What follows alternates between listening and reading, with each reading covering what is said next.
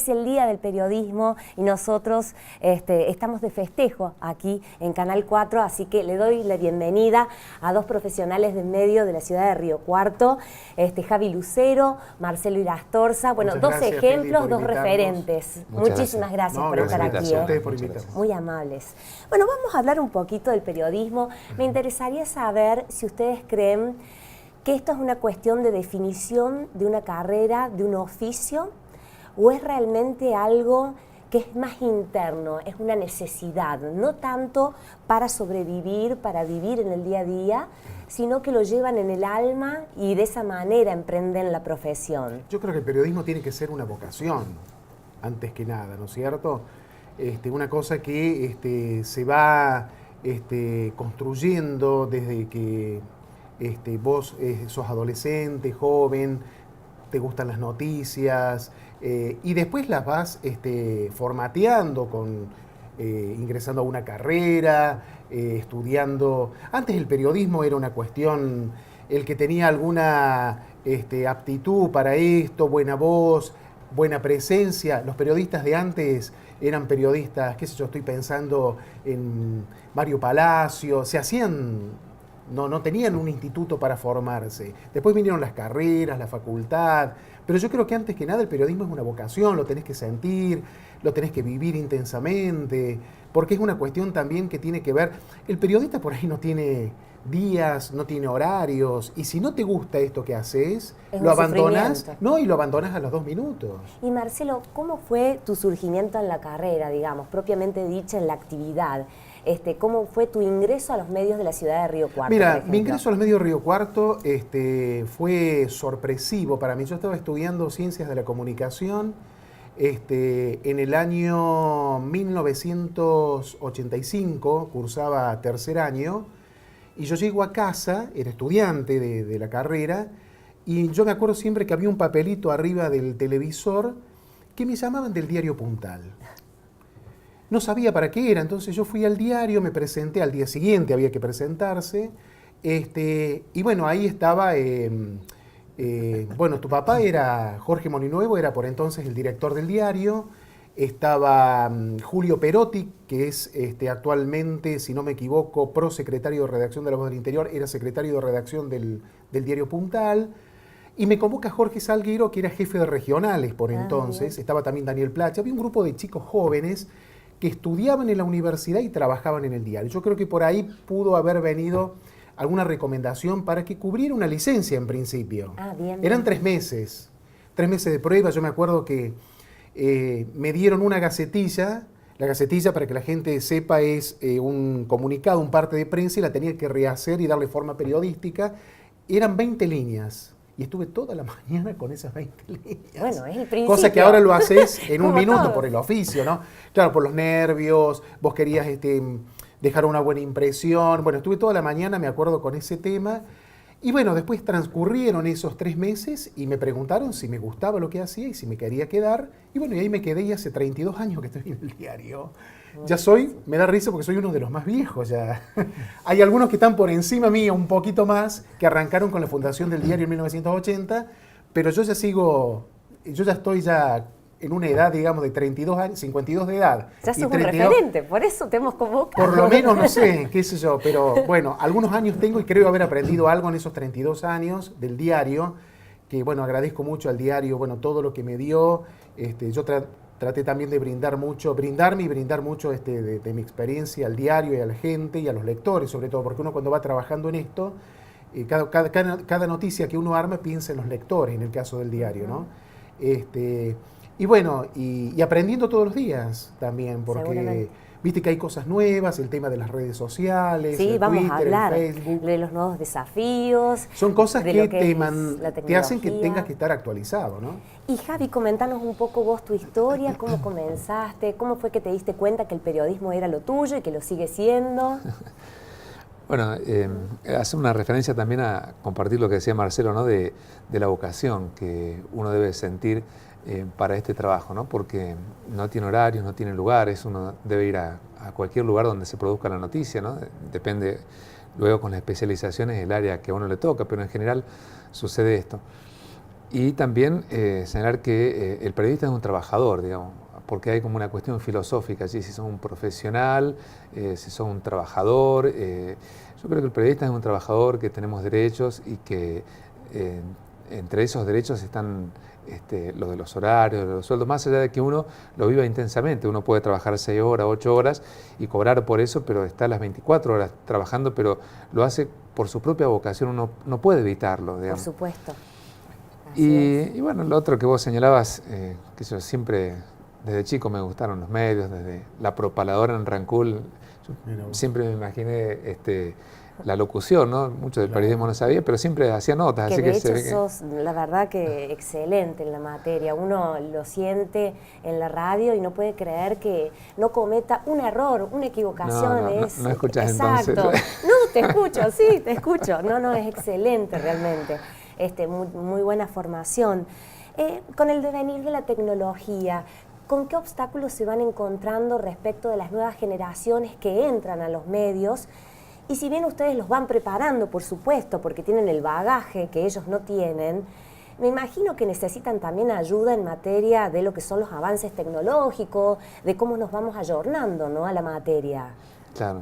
Sí, sí. Sí, yo en eso claro. pido mucha ayuda porque, viste, todo el tema de lo que son actualmente las redes sociales, el tema de Twitter, Facebook, que hoy en día se han convertido en fuentes de información. ¿Qué te quiero decir con esto? Antes una fuente de información, lo sigue siéndolo también, era a lo mejor un llamado telefónico a un actor político, empresarial, gremial, social, para armar una nota que te contara cosas y de ahí que surgiera la nota. Hoy en día, por Twitter hay información, los políticos dialogan o se pelean por Twitter. Yo me acuerdo del caso, por ejemplo, 2015 entre De la Sota, Cristina y De la Sota, se enviaban mensajes por Twitter y uno tenía que estar pendiente a los Twitter, a las cuentas de ellos, porque ahí estaba la información y eso se convertía en título para hacer la nota que se iba a publicar al día siguiente en el diario. ¿Y te costó esa conversión que tuviste que hacer, digamos? Sí, todo cuesta, pero hay que adaptarse,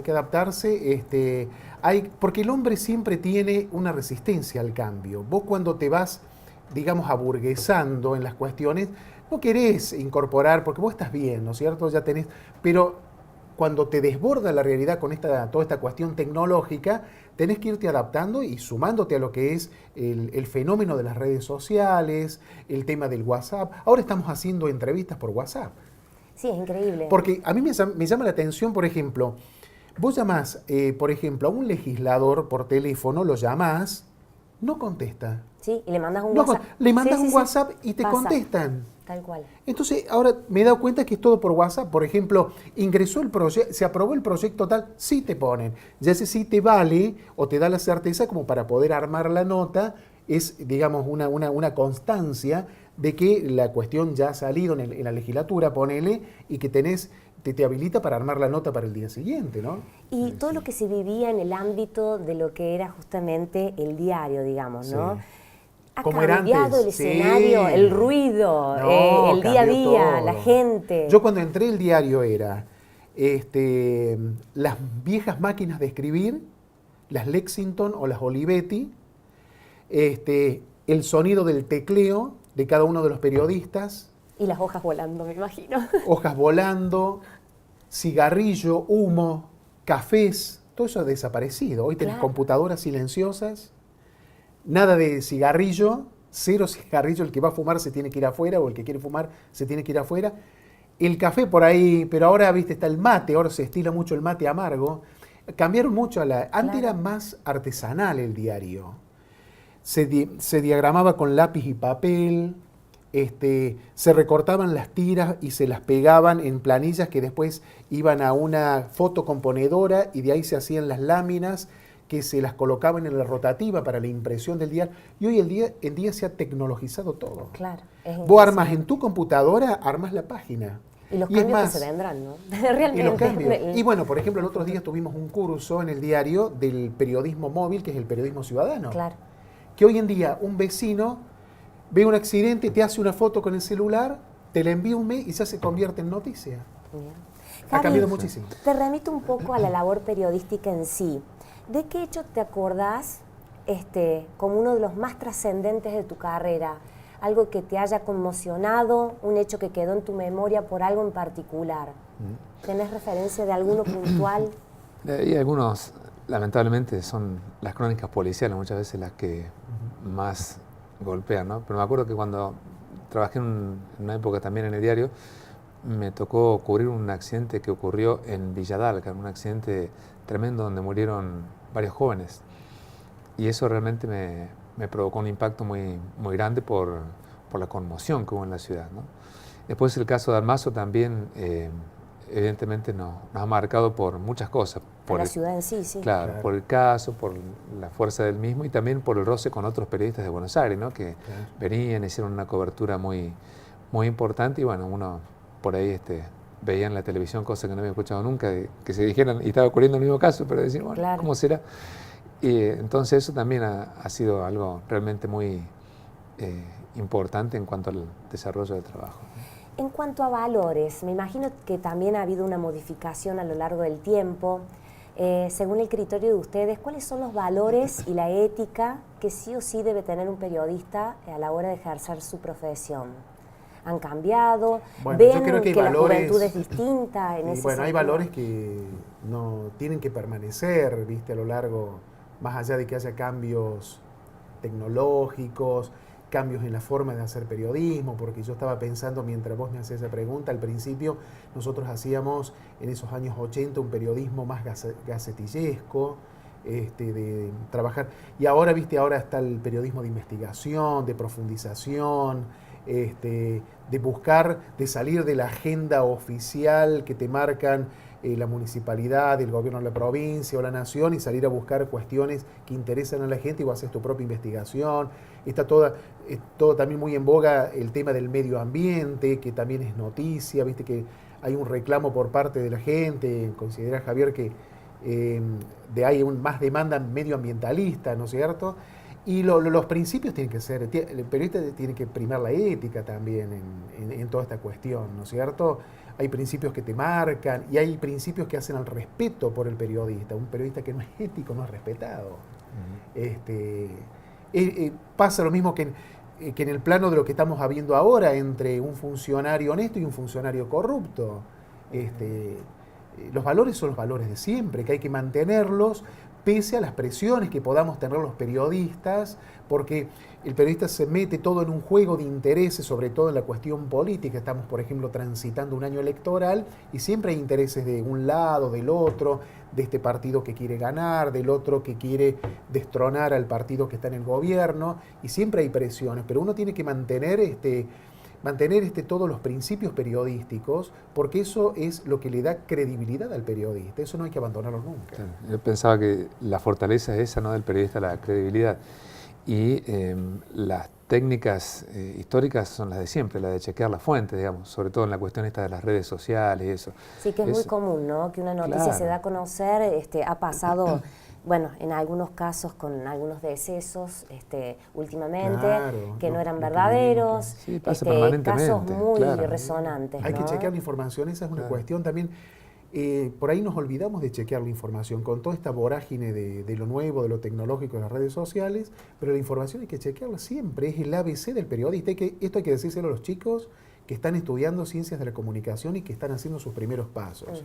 Los profesores se lo tienen que decir y los que ya tenemos más años en esto, tenemos la obligación de... Hay que chequear la información. No es vergüenza, no es desconocimiento, es una cuestión básica del periodismo. Como las 5 preguntas básicas, qué, cómo, cuándo, dónde, por qué, para qué, son las preguntas del periodista. Exactamente, y la pluralidad de voces, ¿no? También tener a favor, en contra, bueno, todas las voces en el marco de una misma investigación. Hay que ser plurales. Sí. Bueno, nos corre el tiempo, pero les quiero hacer una última pregunta. Los desafíos que se vienen para cada uno de ustedes en materia de comunicación, personales, pero también en el marco de lo que es la profesión en sí. ¿Cuáles creen que son? Me parece que en cuanto a los medios, ¿no?, creo que el desafío es a través de las redes sociales. Me parece que es ver hasta dónde llegarán, qué pasará con lo impreso, con las radios mismas, que están también en una etapa de conversión, ¿no? Me parece que estamos en un momento de cambios y bueno, me parece que los periodistas debemos saber dónde nos paramos, ¿no?, y que no nos atosiguen con tantas exigencias de la tecnología, ¿no? Porque paralelamente hay que seguir haciendo el mismo trabajo de chequear, que lleva tiempo, que lleva también su dedicación. Así que creo que por allí es un desafío realmente muy interesante y sigue siendo apasionante. ¿Y vos, Marcelo? Bueno, el desafío también de tener un compromiso con la realidad, con la verdad, un compromiso con la gente, que el periodista mire ese norte, más que por ahí mirarnos a nosotros mismos, porque viste que tenemos nuestro propio ego también, y por ahí podemos llegar a hacer periodismo para buscar un premio, que no está mal, pero el norte tiene que ser ese, digamos, el compromiso con la gente, con la realidad, tratar de ayudar. El periodismo también es un pilar fundamental de la democracia, sostener este sistema, juega un rol muy importante en esto, y hacia eso tiene que apuntar, ¿no es cierto? Bien. Javi, Marcelo, muchísimas gracias por haber estado aquí en gracias a Primero vos por Noticias. Me han dado una clase realmente de ustedes. periodismo. Les agradezco muchísimo y feliz día a cada uno de ustedes igualmente y a todos los ustedes. colegas de cada medio en los que trabajan. Y para el canal también, los periodistas Igualmente, que hacen periodismo en este canal. Muchísimas gracias, chicos.